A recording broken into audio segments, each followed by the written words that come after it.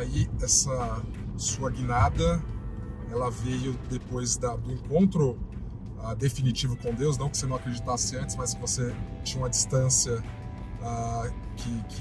que acabou também deixando isso acontecer, né? Mas como que você faz esse reviravolta todo? Teve a questão do encontro com a espiritualidade e na questão de trabalho, você comentou que quebrou financeiramente. Como se reencontrar e se reerguer nesse sentido? Eu trago hoje para aquilo que eu compartilho e aquilo que eu ensino, que se chama uma tríade, né? Hoje eu vivencio uma tríade na minha vida, que é dividido em 3 pilares: corpo, alma e espírito. Porém, o mais importante deles é o espírito. A espiritualidade, me manter em um pilar espiritual alinhado com Deus, ele me permite ter uma visão ampla para os outros pilares da minha vida. E quando eu tive esse equilíbrio espiritual na minha vida, quando eu entendi o meu propósito, a minha essência, quando eu entendi quem eu sou de fato em Deus, em Cristo, eu pude dar uma guinada em todos os outros pilares da minha vida. E foi nesse instante que eu comecei a vivenciar outras coisas. Eu entendi que eu era vítima das minhas emoções. E o que não me permitia fluir na minha vida era o meu estado emocional. O meu estado emocional é o que me mantinha presa dentro de um cativeiro de mim mesma, que me fazia falir financeiramente, que fazia com que eu não tivesse resultados, que fazia com que eu fosse uma mulher frustrada, ainda que cheia de conhecimento, mas frustrada em todas as áreas da minha vida. E a gente para de culpar os outros e tem a autorresponsabilidade, começa aí a mudança. É o mimimi falado, né? Porque aí você começa a ser uma pessoa mimizenta, você começa a reclamar de tudo tá ruim, nada tá bom, nada presta, só que você esquece de olhar para o lugar principal, o seu próprio eu. O que você tá fazendo para mudar isso? O que você tá fazendo para sair dessa situação, para deixar de ser um zero e se tornar alguém, por exemplo? Eu tive esse start, eu tive essa percepção de entender que ninguém ia fazer por mim. Chegou uma hora... Dependia 100% de você. Totalmente.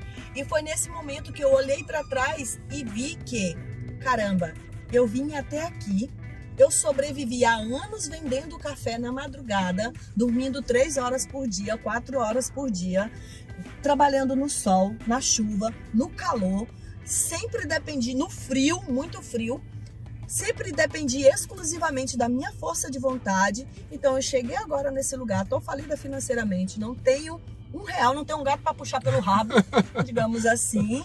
E aí vou fazer o quê? Vou entrar nesse lugar de ficar, ó céu, ó mar, ó vida. Não, calma, peraí. Eu tenho, sabe, eu sei quem eu sou e eu sei para onde eu quero ir. E comecei a me movimentar quanto a isso. E foi nesse instante que eu fiz aí dos limões uma limonada e dei atenção. E de qual forma? Isso buscando conhecimento? Buscando conhecimento. Ou através de terapia? Buscando conhecimento. Eu passei por todo o processo, sabe? Eu respeitei a mim mesma de entender que eu precisava conhecer a mim mesma. Precisava realmente colocar os meus monstros para fora e vencê-los. E quando eu venci os meus monstros, eu falei, agora eu já sei como fazer. Se eu venci os meus monstros, eu posso ajudar outras pessoas. E daí você acha que você passou por tudo isso para encontrar seu propósito? O segredo é exatamente esse. O propósito sai da dor, geralmente é assim? O propósito, ele sai da dor, daquilo que você vivencia, daquilo que você passa. E a missão, ela é unicamente uma, ajudar o outro.